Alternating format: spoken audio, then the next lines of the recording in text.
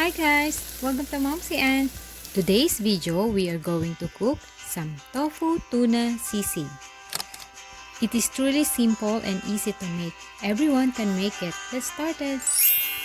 We need tofu. I used the firm one. Fry it. Once the tofu is golden brown and crispy, remove it from the pan.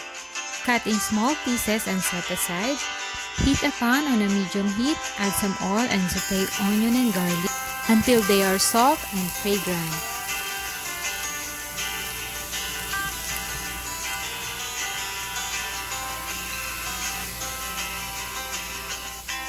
Add some salt and pepper, 1 can of tuna.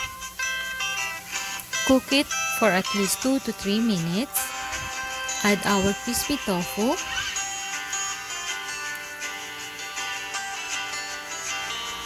I add some spring onion, 1 tablespoon of soy sauce. You can add more if you want. Season it with pepper. 2 tablespoons of mayonnaise. Mix until all tofu is coated with mayonnaise. You can turn off the stove and serve it right away, but I prefer to use a sizzling plate. I'm gonna go ahead and heat this sizzling plate. I add a little bit of butter and transferred all the tofu. That's it! The easy way to cook a sizzling sisig tofu tuna. Garnish it with spring onion. I add some egg and chicharron on top, but it's optional.